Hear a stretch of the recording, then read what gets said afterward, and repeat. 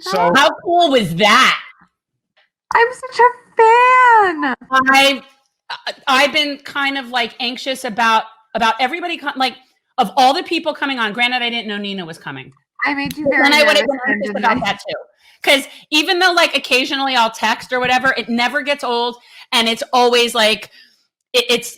Well, that was the moment of the night. You should have seen her face I when was she popped on. I was like, because I wasn't expecting her, but yeah, of the people I was expecting, Chelsea was definitely the person that I was most like, not starstruck, but just most like humbled that she would come on.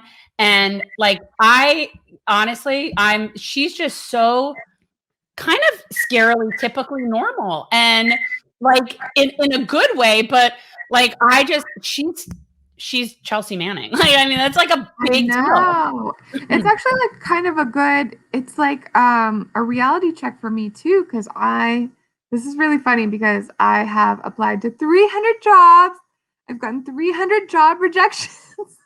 Wow. This is my campaign, which is almost a year ago now that I ran. And it's kind of a reality check for me to know that like Chelsea Manning has a Patreon. Yeah. So everybody needs to create an income and needs to have like a new sort of situation going that isn't based on what she's known for. We've been saying this for a long time. I still think there are way too many people in this country who do not grasp just. Look, it's the rose. It's cute. It's a purple rose.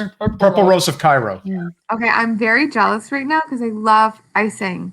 It's really. I'm a big fan. This is a good Publix cake too, and it's really pretty, and it's got pretty colors. Oh my gosh, it's a grocery store cake. The best. Because all these people were trying to pick a wedding cake. You're gonna laugh so hard because our wedding is August, and we've been trying all these cakes, and it's like all these fancy New York bakeries. It's like, it's the best bakery that you've ever tried. You're gonna love this buttercream. And we try it, and I'm like, oh my god, I miss my grocery store cake. You know what? It just depends. Honestly, it just depends. But there are often grocery store cake is the way to go. Which so one do you? Good. Publix. Yeah. Grandmother used to call it Publix. She was Japanese. That's funny. I love her for it. Wait. So can you say it with a little accent? How does your mom let's hear what Lauren's, Japanese mom, how she says Publix. so yeah, my grandma, she used to call me Rorong. That was my name growing up. And yeah, she used to say Publix. Do you laugh though when she says certain things? So yeah, she's dead now, but yeah. When she used to say like bump to bump traffic, and I was like, Grandma, that's so cute. Now I'm just gonna say bump to bump. She changed a lot of my vocabulary just because I was like, that's too cute, Grandma. I love you. That's better than English. I love it. Have you been to Japan, Lauren? Yes. I want to go there. I definitely want to go there. Yeah, that was like really the start of my spiritual journey, really, because I didn't know my family in Japan. She was very much like, you're American. Like, I know I have an accent.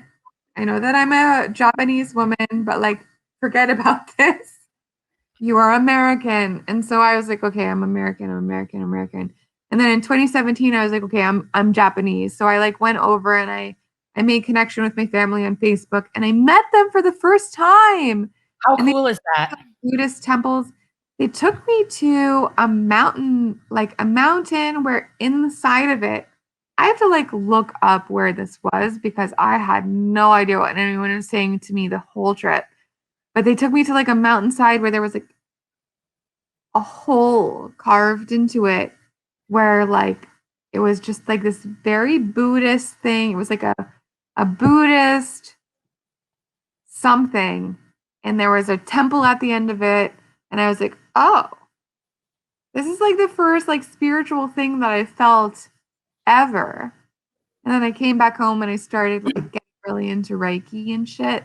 So yeah, it was very. Did you see the snow monkeys? That's what I want to do. I want to go to Japan and see the snow monkeys. There's snow monkeys there. I was there in Thank you, John. I was there in April. It was not snowy. It was like there during You realize the monkeys are there whether it's snowing or not. I was we were coming off of a mountain and I saw signs. It was hilarious. I actually have pictures of this, but it was like, you know how we have signs for like cow crossings or deer crossings? Yeah. Signs on the side of the road for monkey crossings. And I was like, I don't think of this as like a place with monkeys, but there were. Oh yeah. I didn't. There are snow monkeys and they're white and they're so cool. And you can actually go. I mean, I know someone who went there and you can actually walk like where there's trails and stuff and they're right there, which is similar in Costa Rica. You can walk and the monkeys are all over the place. Like it's just, they're not snow monkeys. I'm so into it. Before we do wind down, also want to remind everybody we have a very, very special guest coming on our live stream on Monday evening. It is none other than Marianne Williamson. Oh, Marianne's coming on Monday. Lauren, one of the things that we talked about this evening, we really, when you go back and check out the live stream once it drops as a podcast, we really had a really interesting group all at once about midway through the live stream. It had Nina, it had Vosh, it had Bo, it had Tim Black, it had Steve Grumbine. Wow. And what I realized is we're like the only ones that have attempted to do this. Bring as many people together as you can. Cross-pollinate as many ways as you possibly can.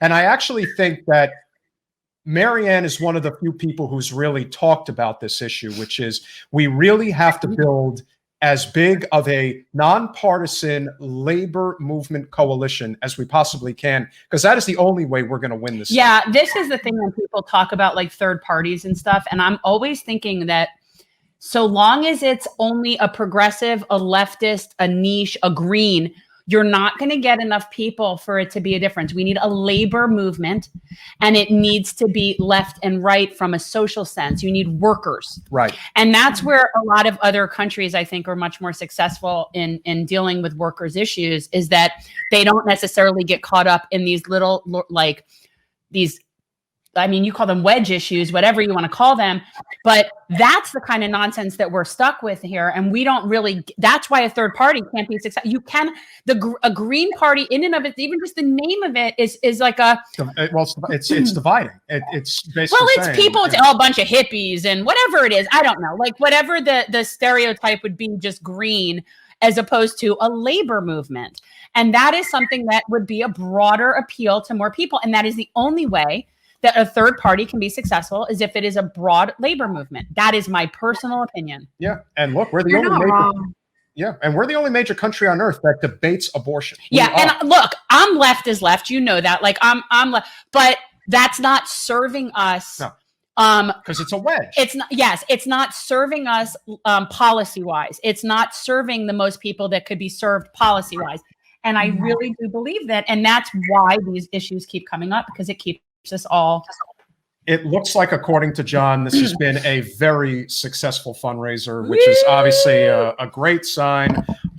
Definitely having frosty beverage at next month's Taco Tuesday. Well, there you go. I think. Have you heard of Taco Tuesday? Have you heard of Taco Tuesday? Well, not our Taco Tuesday. We do the first Tuesday of the month. We do Trash and Taco Tuesday, and we do a cleanup at the beach, and then I get everybody tacos and it's the first Tuesday of the month, right? Yeah. And so, yeah, Marianne does know MMT. Yeah. Yes, well, Christina. Yeah, and she's just she is a great coalition builder. And I know a lot of people, when they first heard her on the debate stage, were like, oh, this kooky lady with the crystals, and she's saying love and this and that. I'm like, yeah, maybe. They don't understand. But you don't really understand that nobody becomes Oprah's guru unless they know a thing or two about how to reach people in a way that most people are not reaching people. And Marianne's not wrong. Yeah. Marianne was the only person that I found, and not that I thought, oh, she was somebody that really had the chance of really getting through to the end or anything, but the fact that she actually understands the importance of the health of the collective. She understands the importance of the collective. And that is a concept that when most people hear it, I get all sorts of comments like, oh, that's communist or that's socialist. I'm like, no, I'm not talking about like the Borg. I'm not talking about like a mind collective. I'm just talking about in terms of what's the best interest of all of us as a whole. And Marianne really understands that. And that is one of the things about reparations where she and I completely agree. I do not think that we can progress as people until we deal with what has happened in this country and what we have done to people. And I think we have to deal with that. And the only way to do that is through reparations. Now, what that looks like is different for, I mean, I know it's not like a one thing, but we're not moving forward, I'm sorry, until we address this issue. We're just not. It's a justice issue and it's not going away. And the more we try to gloss over it, I just think oh, thank you, oh, good God, Hilltop Ironworks. Hilltop Ironworks. Solidarity. Thank you. We need it. You guys make it happen. A socialist streamer just got introduced to news. Oh, socialist streamer got introduced to Nina Turner. Well, Nina's a social democrat, so that makes sense. I mean, Nina believes in social policies and helping, but I really think the collective is key. And until people understand, we cannot move forward as people until we address the things that we've done wrong. And dealing with reparations is a huge part of that. Thank you. Thank you, Scott Proctor. And so that's really what this is about in terms of, I feel, us with generating information. That's one of the big things that we do is educate and information. And people don't really understand. They're like, well, I didn't own any slaves. My family didn't, until people recognize we are all the recipients and beneficiaries of a slave society and a white supremacist society, we're not going to move. Like, I just feel like we're stuck. Yeah. I think people, she was the one person in the presidential debate. Whenever Flint came up, she's like, no wonder nobody votes for any of us. Yeah. Because nobody does anything. Flint, the people of Flint are still drinking lead today. Yep. Today. 2020. And Jordan can't even get the news to cover it. Why would they vote for any of us? No. No, and that again is and that's the biggest problem. Oh, see, how do you say that? Macaque? The snow monkey. That's what I was talking about. Thank you, Ricardo, the Lionhearted, about that. Looking up my snow monkey. One of our found on 3 of the 4 main Japanese islands. My grandma's from Kyushu. Oh, that's really cool. Kyushu, that's how you say it? Kyushu. Yeah. Yeah, no, I would just go there and eat. Probably. If I'm going there, I'm making 2 trips. I'm doing Japan and I'm doing Australia. So once you get to that part, that's the other side of the world. Oh, it is kind of true. Once you're going that far, Australians travel like that. They go south in the Pacific, north and south on the Pacific. But once you cross the Pacific, you might as well make use of the whole. 100%. Yeah. Well, like that's when you need to take a trip for like 10 days to 2 weeks. Like you can't not go and explore because you never know if you may. We're the only country that doesn't take longer holidays. When I traveled and I met people from Australia, we're the only country that doesn't guarantee. Well, right, vacation. But like there's that. But like Australians, when they travel, when they go on holiday, they'll go for months. And it's amazing. I mean, we need to do that. It's crazy. It's amazing what happens when you have paid time off. Yeah. And think about what that does in terms of people learning about other places and other things and having other experiences and realizing that, you don't live in an echo chamber. John, do me a favor. I think Mike Figueredo wants to hop on for a minute. Make sure that if you want us to shoot him a quick message, just get him on so that he could get on. Because I got to go eat something besides cake. Oh, we're going to be up late tonight. I definitely got to eat. And I'm getting up. Oh, sushi. We have sushi, I think. Yeah. Sushi? I think my husband ordered sushi. That's what you got to do. You got to have like a sushi tasting contest, like a pizza tasting contest. But then you kind of have to pick winners, and that's kind of challenging. Oh, to do. Yeah. The weirdest thing is I live in New York. I also have gone to Tokyo. The best sushi I've ever had in my whole life is in the Tokyo airport. Huh. That doesn't surprise me. Yeah, I've also I went to I love Anthony Bourdain. I've met him. Yeah. He passed away, but I met him. I like followed his recommendations for where to get sushi. Oh. And I went to that place in Tokyo and got sushi. And the best place that I got sushi was in the airport. That's so interesting. It doesn't surprise me though. I actually found when I was in Portugal, I found the food at the airport in Lisbon to be really quite good. So it doesn't surprise me.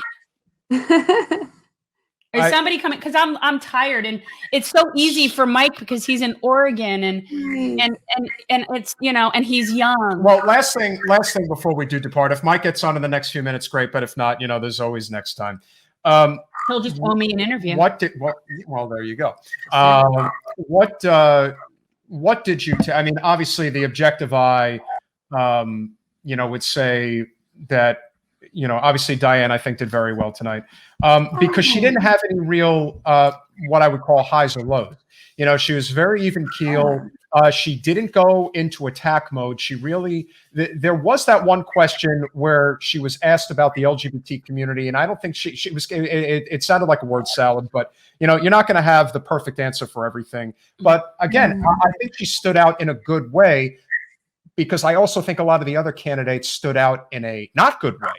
We talked about the fact that Adams anyone who's watching and is trying to figure out who they want to support, I don't know if they're going to support Andrew. I don't know if they're going to support Diane. I don't know if they're going to support Maya, but I know they're not going to support him at Adams. I mean, he is and he came off as a very, there's nothing warm about him. That is another thing that I observed. He's got, and again, he's a cold fish. Well, he's a former cop, and he's got he's got that real that's right. I'm an armed man of the law. Not like our Willie Jones. Definitely not like our Andy Griffith. He is not an Andy Griffith police officer by any stretch of the imagination. I keep hoping that's going to happen for me. Lauren, please tell me why Donovan is running for mayor. Like, what exactly is this guy doing? Who is that? Dude, just go work at everyone. Serious. I haven't said this publicly at all. Do you want to know the real juice? Yeah. Oh yeah. So I actually, when I was in grad school, I was an intern at the United States of Housing and Urban Development, and he was the secretary of HUD. And I got sexually harassed by my boss there, who was a direct report of Sean Donovan. And I actually have the letter in my drawer over there. But this is the first time that I'm talking about it. So I love you guys. This is why I'm doing it. Happy birthday, Jen. And again, none of this surprises me. No, but if you take one look at if you take one look at wait, this is the guy that's running right now. It wasn't Sean Donovan. Yeah, it was not Sean Donovan. It was his direct report. And I didn't report it, but it was observed by all the strong, amazing women around me that I'm still friends with to this day. And I actually, they reported it, and I got interviewed by another direct report of Sean Donovan. He flew to Pittsburgh from DC because he got a report of sexual harassment, and he took my account, and my temporary job ended. And then I got a letter of apology that I felt that my harasser was hitting on me. So in other words, they were sorry that you felt harassed by someone who was harassing you. So they were sorry that you felt harassed. If anybody thinks that Lindsay Boylan made up her story, you really are living in an alternate universe. Well, I'm telling you, and I say it over and over again, I don't know a single adult woman that has not been violated. And so if I don't know a single adult woman that has not been violated, why would I not believe somebody's story about being violated? Because it's most likely true. And the only thing that I will say, especially between Donovan and McGuire, and we are going to bring in the wonderful Mike Figueredo from the Humanist Report. Better late than never, Mike. Can you hear me? Now I can. Oh, shoot. I'm not ready. I was prepping something really epic and cool, and it wasn't ready. Yeah? Well, then we'll kick you out. And you'll No, come back. no. I was already talking about, yeah. It's easy for Mike. He's on Oregon time. We're Eastern Standard Time over here, man. Oh, the night's still young. The night's still young. Yes, but I am not young. How's it going, everyone? It's good to see you too. It's nice to see everyone. Oh, okay. Give me 1 second. It's gonna happen now. I'm about to do the really cool thing. My computer's so slow. Okay, here we go. All right, what's happening? Ta-da! Oh, I can't see it. There we go. Thank you. That's so sweet. I was trying to prep it, but my computer was like, I opened the Paint editor, and it's like, just slowly going. It's like, oh my god! But you missed some really cool people, though. So, you just missed Chelsea Manning was on here. Wow! I know. No kidding. I'm very serious. Chelsea Manning came and Chelsea Manning sang happy birthday to me. That's incredible. That's got to feel great. And then he surprised me and Nina Turner. I got her good, Mike. I got Nina to come on, and you had to see the look on her face. Because she was the only person I was not expecting, and it never gets old. That's amazing. Yeah, we had some really good. It's been really cool. Tim Black was on.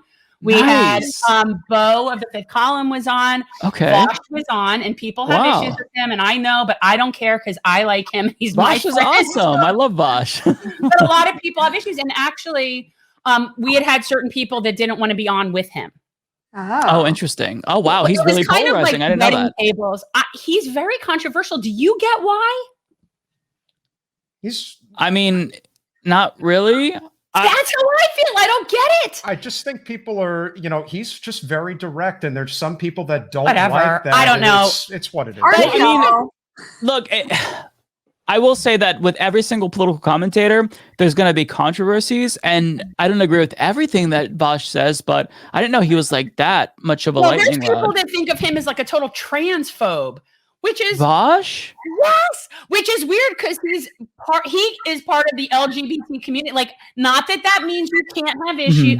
I know that I know, but I have never heard him say anything remotely hateful about any group of people, other than maybe Republicans. Yeah, I've never. Yeah. Right. I mean, this is my thing.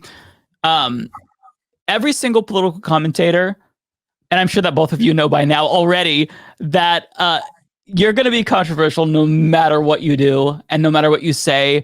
Right. And every little thing that you say that is insignificant and you don't think twice about it, people will bring that up like 6 months later. This shoe, I'm like, oh shit, okay, yeah, I forgot I said that or something. Like it's so. Here's what I this is my philosophy. If somebody is controversial or whatnot, don't not talk to them because other people don't want to talk to them. It just depends. Like if I personally think that they do good work, which I think Bosch does, then they're good. Bosch has a lot of really entertaining, great takes. I think he's very, very smart.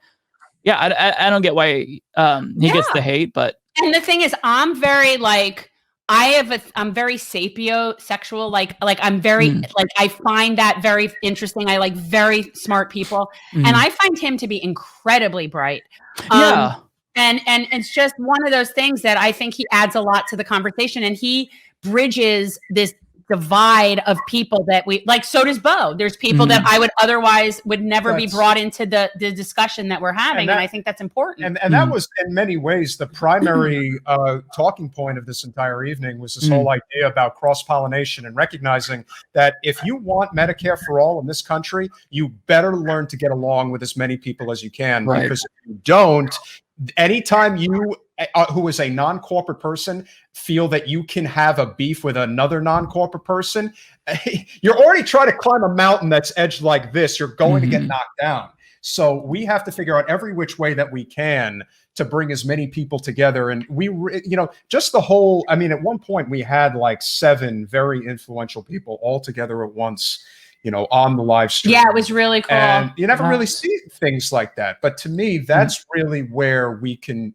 build something. I love doing that. Like we did that Assange telethon a couple months back, and that was really, I mean, I loved it. I thought it was great. Meanwhile, it got us on a few shit lists, I'm sure, but whatever. Did it really? Oh yeah, Speaking up for Julian Assange does not go well. That was. I mean, if you want to talk about when the hammer really came down on our channel, that was it. It was after I did the Assange. I mean, a suppression to the point where we did kind of like an audit of the channel. 90% of our subscribers do not get like reminders when we're going on and things like that. So, and you have a wonderful channel. It's very big, and if I may say, Mike, this is the first time you and I are ever actually communicating. I just want to personally say thank you. Peter. Yes. This is Peter. Okay. Peter. Yeah, no, I'm sorry. Like we always assume people know his. Peter is my partner. He, my business partner, and he was my campaign man. See, Lauren, I have to qualify because you say partner, and I say, right. I have a husband, and this is my. I have a domestic partner. Okay, there you go. I always have to. Thanks to you, I now make people specify business or personal because I've made that mistake. But. So Peter was my campaign manager. We kind of have always been like a team together doing like all of our stuff. And so he and I do our podcast together. Yeah. Cool.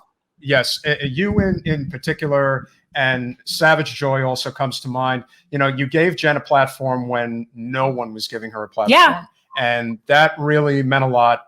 And paying it forward is, to me, the most endearing quality, especially in this part of our society that really matters when it comes to building coalitions and going far.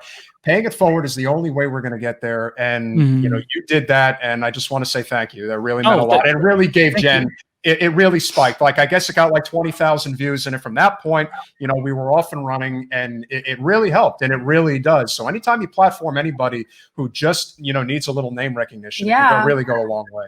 That's awesome. I'm really glad to hear that, because it's hard to say like what the actual real world impact is, because when I was doing all of my candidate interviews, man, it was a lot. And for some of them, it would just be whenever I could get them on, because I mean, you all know candidates are busy. So it's like, there were some weeks where I would do 6 interviews, and then like, I'd slowly but surely release them week after week after week, just to make sure that they have a week kind of in the spotlight and whatnot. Yeah. And so, you don't really think through it. You just go through the motions, and you hope that at the end of the day, there's going to be some sort of benefit. And, I got a lot of really great feedback, and this is included. So that's awesome. I'm going to be very shortly going through like all of the newest round of candidates.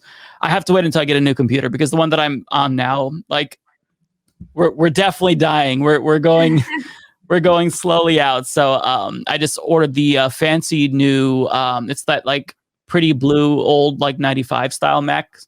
They just released like the color variants, so I can get a blue one. I'm not a Mac. I don't do Mac, and my husband is vehemently no, because my husband, not my partner, my husband, who I've been with now for the year will be 30 years. We've been together since before there was a World Wide Web.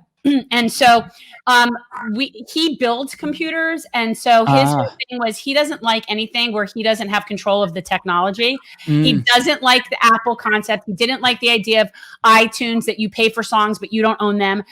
He's just always been very anti. And he also always thought of Mac and Apples. And this, I don't mean this offensively, because I am with you people other than him, is it's like computers for idiots. And that's actually kind of fair, because it is very simplified, and I really appreciate that. Someone who's built, like, he'll literally, my last computer that we had was completely built from him. Like, he'll go get like the video card and the this and that, and he has all the time. So to him, Mac is extremely parochial. You're kind of describing my situation, because I also have a gaming PC that my husband built for me, and he also very, very vociferously hates Mac, and we have the debate like all the time. And oh boy, I'm like, look, both sides are on this issue. It's like, I love Windows because the video games, like, I'm a nerd, I have to have my rig, but also Mac is just like, when my phone talks to my computer and I can send files back and forth, it makes everything a lot easier. So, I'm kind of a both sides, although both companies are terrible. But I mean, by all, yes, that goes without saying. I feel like, I think Apple is probably worse, but it's not like, I mean, it's like our politics. It's like, you're getting a bag of shit either way. Just which one do you want? My position with Apple isn't some moral high ground. It literally is that my husband, who is in charge of all electronics in my life, and quite honestly, honestly, at this point, I'm an invalid with them. And if anything ever happens to him, I'm whoring around the Geek Squad because otherwise I won't be able to function. And so, I mean, I typed his med school applications on a typewriter when we first started going out. No kidding. Wow. Yeah, Lauren, I'm old. I And he's I had a wow, typewriter as a that's kid. from, like the Neolithic era. No, I'm just really interested in my game. I don't think I knew that. We should. No kidding. game Say that again. She's We into should gaming. She wants to game. game with you. with each You're into other. gaming too, Lauren? Yes, although I get made fun of for the games that I choose in my life. Right now, I'm on a Stardew Valley kick. Oh, Lauren, you're Is speaking. Stardew Valley? I put like 400 hours into Stardew Valley. Oh my I'm close to that. Oh my God, this is like a love connection happening. You know, right you now. know the gold. It's been You- like this whole evening. You know the $10 million gold clock that you put in your backyard and it clears all the debris. I got that. I grinded for months to get that. Yeah. Oh my gosh. Is that like a virtual thing that doesn't exist in real life that you actually worked hard to achieve to not even have a real thing? Is that what you're saying? Yes. I do Literally. not have this gold clock. Mike, when Oh my God, Mike, I'm a little bit disillusioned right now with you. I really am. Like, I really had you at like a certain level of like academia, whatever, and now I don't know. the video games are so consuming. That's the thing. And what's interesting is you remember when AOC did that stream with She played Among Us. and then Andrew Yang and his people were trying to get Jen to jump on because they were trying to do like a follow-up of some kind to that. I was so stressed about it. You have no idea. Really? Like, I can't do that. I can't play video game. Look, Andrew Yang asked you to play Among Us? Well, his people. His It was Yang the Yang Gangers. It was his like Humanity Forward, Yeah, like that. it was his group. They were getting her and like Yeah, it wasn't Andrew Yang personally texting me and saying, "Yeah, will you game with me?" No, it was No, not. they didn't go that far. It's not like that. Andrew, if you're listening, I would love to chat. And Are you? Well, look, he's made some not so great comments as of late, which we're not happy about. I recognize that. Mike, were you able to catch? Because I streamed it on YouTube. Were you able to catch any of the mayoral debate tonight? They finally did the New York City mayoral debate. No, I have not. I spent the only last couple person of who hours lives on. there. Lauren lives there. She's a New Yorker. You're the only person who's so interested in this that doesn't live there. I just How was it? find Did Diane Morales kill? I think she did. course. I think she did very well. Nice. If I'm being completely objective, she didn't have any super high moments. She didn't have any low moments. She was the most consistent person that was there. I think Andrew, he took some blows. There's no question. There was a question that was posed to him that he really did not answer well. And it was a question about the fact that apparently he hasn't voted in New York elections for like 20 years. And he just kind of skipped over That's even not good. answering. I'm like, Andrew, you got to come up with a That's not good. That's he really was bad. trying to just like la la la la la la la. Hey, at one time. But actually, Mike, we're gonna have an episode about how to evaluate politicians soon. So I'll be raising awareness around that. But How do you evaluate politicians, Lauren? yes, so Jen, as we know, it's really important to look at their campaign donations. Yes. Diane Morales, for example, is a very grassroots candidate that doesn't take big real estate money, doesn't take banking money. And unlike Sean Donovan, who his dad started a super PAC with $1 million donation that is funding his campaign, Diane is a working class candidate. God, you had to. It was just a small loan, a totally small loan of $1 million.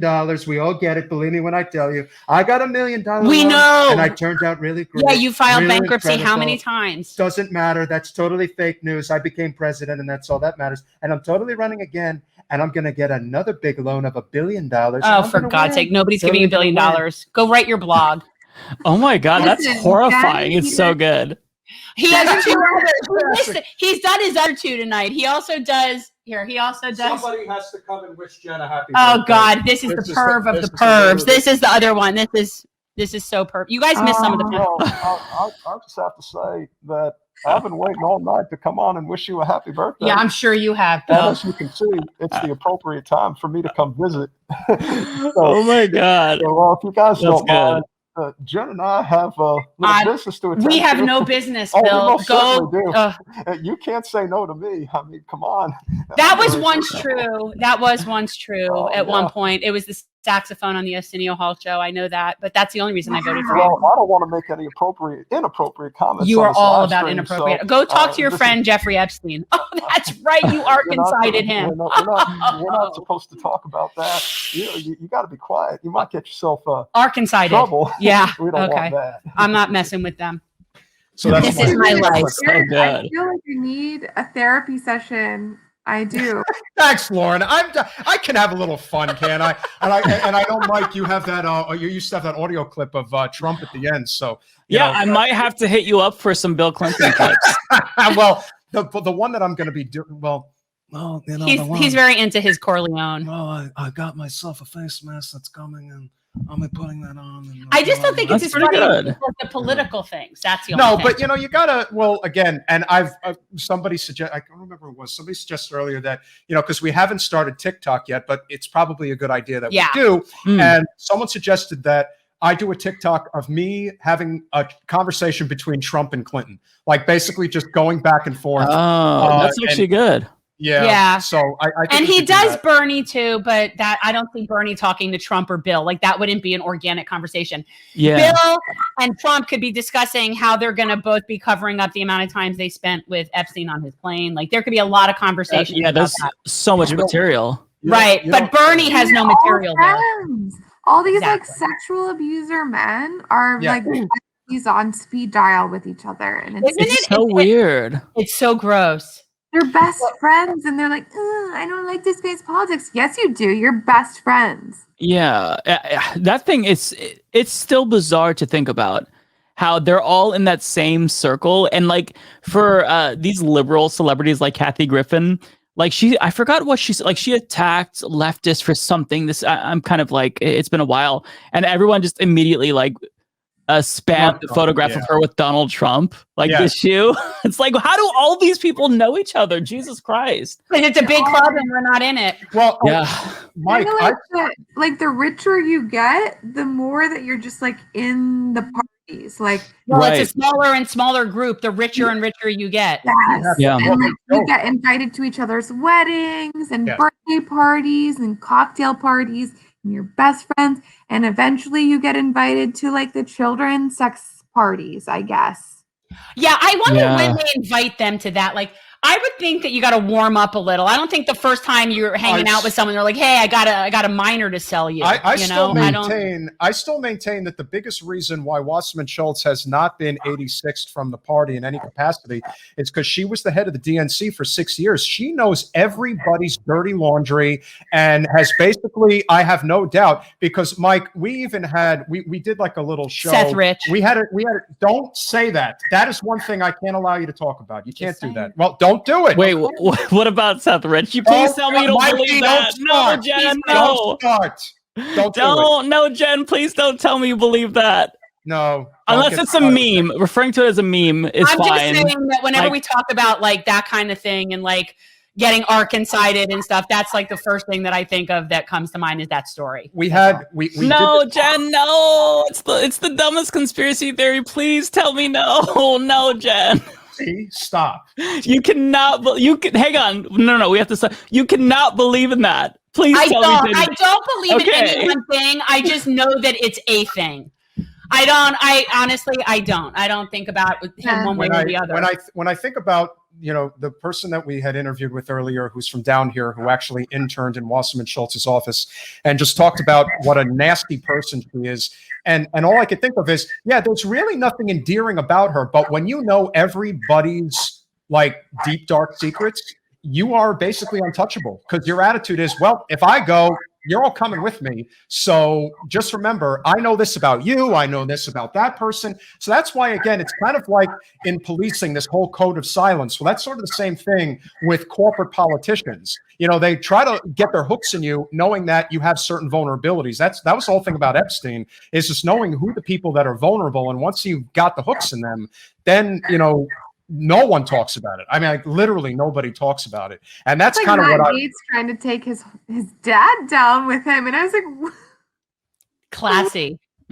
It's like these people all like lock arms, and it's like the mafia. Like, they refuse to break with one another. They refuse to sell one another out. And it's funny how I don't know if you guys saw the story with Bill Gates and how his wife. I think that something with their separation had to do with his relationship with Epstein. Yes. And his wife didn't like that he had a relationship with Epstein and warned against it. But he said, I'm gonna be friends with him anyway, or whatever. It's so weird. I think that this is my theory, and it's grounded in zero evidence whatsoever. But I think that to be that powerful, it like turns you into a sociopath. Like, you could be a fully functioning adult and be a perfectly fine person, but the minute you get that much money and wealth, it like literally corrupts your soul and turns you into like a monster, to where you've reached the peak of humanity from, you know, an economic standpoint. So now you just seek out other things to try to like get the rest of the human experience. I don't know how to describe it. Like, No, these people I are think not normal. people like Jeff Bezos is like, he's not going to be content, if ever, until he owns all of our food, all of our water, and all of our air. And I think of him like the movie. You remember the Lorax? And it was and basically the guy had everybody captive because they had to pay for oxygen because he got rid of all the trees, and so now they were dependent on him for air.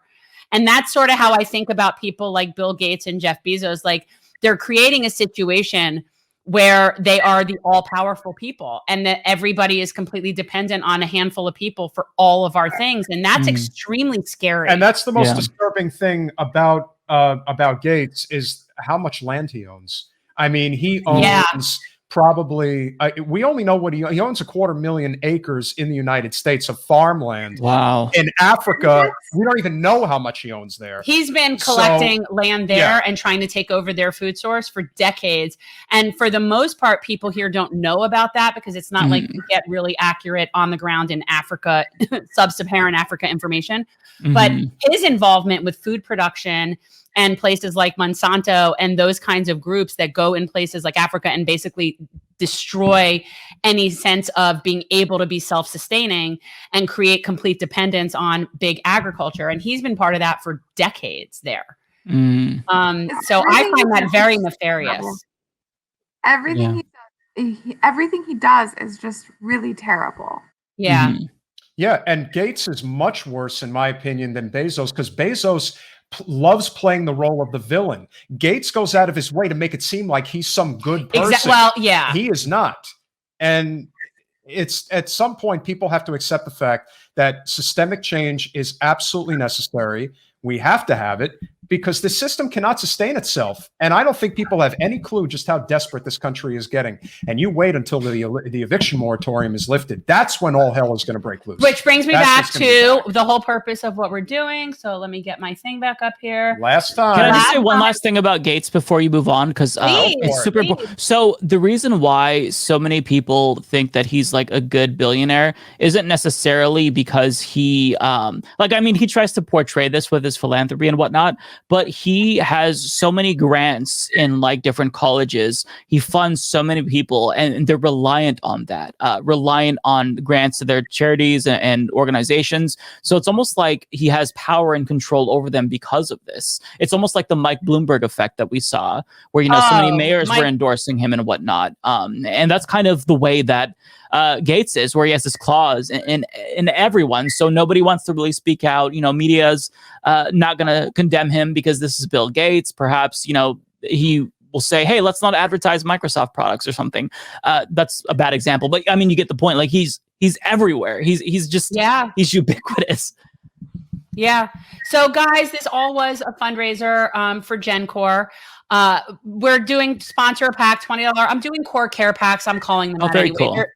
They're packs of like hygiene, safety, different things that we're going to be distributing to our local homeless population. I understand somebody had said not to refer to people as homeless, as that's not who they are. I know that, but I'm just specifying for the whom people the bags are going to. Okay. So I'm not trying to, I don't know. It's also really late for me, but so this is the point. And all the money that comes through Generational Change all goes to GenCore, which is our local service organization. And you can also, all of the links to everything are in the description. And please, if you like this, we normally have a more routine kind of content. This was sort of a special thing, but be a Patreon, support the show. All the money goes to GenCore. So it's all just local service. And before we go, remember Biting Commentary, Lauren Ashcraft. You got to check it out. And of course, the Humanist Report. Everybody knows the Humanist Report. Got to check that out. If there's anybody here who has not checked out either channel, highly recommend that you subscribe. Hit the like button, watch some shows, spread the word. We must really like Mike. Look, Mike, I sat on here for an extra hour because I knew that you were coming on. I'm so glad that you responded on Twitter. I felt really bad. I tried to join when I was still on Twitch live, like my audience, we were just going to all come over. Yeah. But I couldn't use my camera on StreamYard because I was already using it on Twitch with Streamlabs. So it wouldn't let me. And then the chat was like, yeah, it's already passed because I had them do the math for me because I can't do the math. No, it's already really late. So I'm like, no, okay, they're gone. We haven't even eaten dinner, so we're gonna go and snark some. Oh my gosh! I did have a piece of birthday cake, but I haven't had dinner, so I'm thinking I'm a little backwards, but that's okay. Yeah. But thank you so much, Mike. Like you're one of my favorite people, like for sure. Like in all of the talking heads of all the talking heads, you are definitely. And if I could pay Mike a compliment, really dig your setup. I've always thought it was very aesthetically pleasing. It's not overdone. I personally think Kyle Kalinske took a couple of cues from you in terms of how he did his setup. Well, you think he changed it. He changed his a little bit. He updated. Yes, but I like the exposed brick. Maybe it's the New Jersey, New York. He gets obsessed with like these things. He likes your setup. I like it. Well, thank you. I'm glad that you say it's aesthetically pleasing because that is something that I worked really hard on to perfect over the years. Although I will say, to defend Kyle, he did have his studio first. So yeah, but he recently changed when he changed the design. I thought it wasn't mirroring. No, you know what it is? He switched the angle just ever so slightly. And so rather than like the two monitors, he's filming from like the corner. And it's crazy because just that slight change makes a huge difference. And I think it looks really great. Like you have like his light. It's like the bar type light that you see. I don't know. It's like the neon sign. It looks really cool.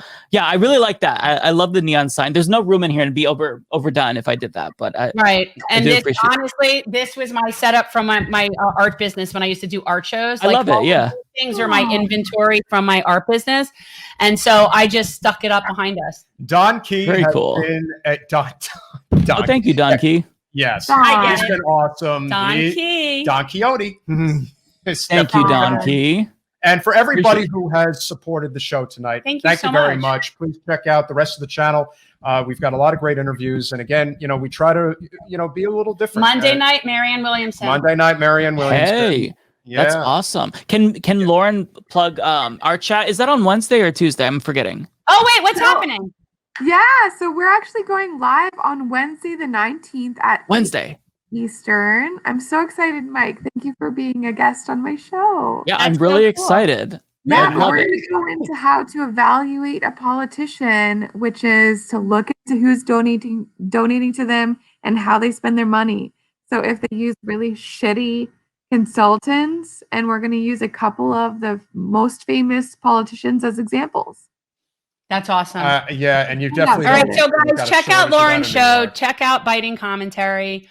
And like all the people we have on our show, we happen to have two people at this hour that are going to be doing a show together. But we're all friends. It's It's fate. It's fate. Yeah, it is fate. It is. And your birthday is all together.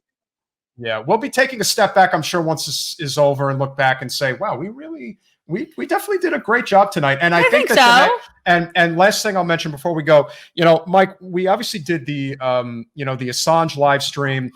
It looks like people are really working to get this Medicare for All rally going in Washington, D.C.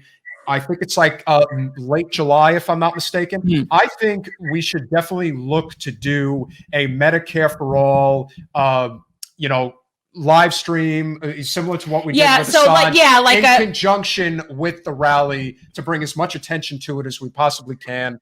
I think that would be very helpful in just getting everybody really talking about this issue. That's very serious. Well, how we did absolutely. was we set it up. It was like this, but much more structured. So we had panels each hour, and different people would come on, and it was everybody from like John Kiriakou, Medea Benjamin. I'm like drawing a blank. Margaret Kimberly, Chris Hedges. Just like a really Rania Kalik. I'm telling you, I'm going to think of people. Like Jordan came on, and Katie was your Katie Halper co-hosted with me. I mean, like it was really amazing, and we like the idea of doing those. And so the idea to pick another topic, like doing it for single payer and doing it for Medicare, would be a really good. Yeah, you got to just, as long as it's got teeth to it. I mean, to me, that's like anything. You want police reform in the United States and qualified immunity. You want to get this Israeli-Palestinian issue under control. You have to put financial aid to Israel on the table. You have to get to the teeth of what these issues are. And again, I hate always having to refer back to him, but Trump became president of the United States because he kept it simple, stupid. When we do things like that, he's simple. Yes, but it worked, and that's what works for most people. Andrew Yang, UBI, Bernie Sanders, Medicare for All. If you have that signature issue that people can identify with, it really makes things a lot easier to just get the masses like really behind it. And so, if you guys, would like to be involved, we're going to try to hopefully build this out over the next couple of months, and hopefully do something in conjunction with the Medicare for All rally. That's our plan. Yeah, I'd love to. Let me know. Shoot me the details. And you have my contact. You know my people. Have my people contact your people. My people is me. This is my people. John and I will work that out. Yeah, John in the chat. 100%. Okay, for sure. Thank you guys so much for coming on and wrapping up my show. And it's been really fun. Thank you. I appreciate it so much. Yeah, happy birthday. Take care. Thank you. Bye, guys. Good night, guys. Thank you so much. We'll see you soon. Bye, guys. What are you doing? Are we just I guess we are officially wrapped. Happy birthday, kid. I'm a lot older than you. Well, apparently, I'm not counting years anymore, but I think it went really well. And I think there could be food for me in the other room, and then I'm going to eat it. And it's like, I haven't been up this late eating, I think, since law school, and stopping at like IHOP in the middle of the night, basically. John, would you say this went well? I would say it went pretty well. I'm like floored. I'm Chelsea Manning saying happy birthday to me. Like, I don't even know what to do with myself after that. Well, just keep building our coalition. That's all we can do. I got Thurgood looking over my shoulder. All is well. Looking over your shoulder. Thurgood's always looking over my shoulder. We got a lot, and Dexter's also. Well, and I moved him because Dexter used to be with Frida, but then I wanted to be able to see him in the thing. Well, Dexter was who Thurgood was fighting for all those. Dexter is the reason I'm friends with Mo. Dexter is really the reason that I'm even anywhere doing what we're doing. So on that note, we want to thank each and every one of you. And I want to thank John Holder, our producer, who's awesome, who's always there. And the last thing I will say, hopefully will not be leaving us for brighter pastures. Well, yeah, hopefully we'll be going to brighter pastures, but we'll still also be with us. Yeah. And the last thing I will say, I know there are people who obviously have issues with Vosh, but the truth is, we raised more money when he came on our stream than anybody else. And you know what, though? But it isn't even just that. I really like him. Yes. And I don't care that other people don't. Now, I'm sensitive to other people who might not want to be on something. That I understand. Totally. But I'm not going to not like someone and not be friends with them because other people have an opinion about. I don't live like that. We'll totally see what we can do, John. Totally see what we can do. I need sushi, people. Really Thank you, guys. Peace out. Monday. See you Monday. We'll see you Monday with Marianne Williamson.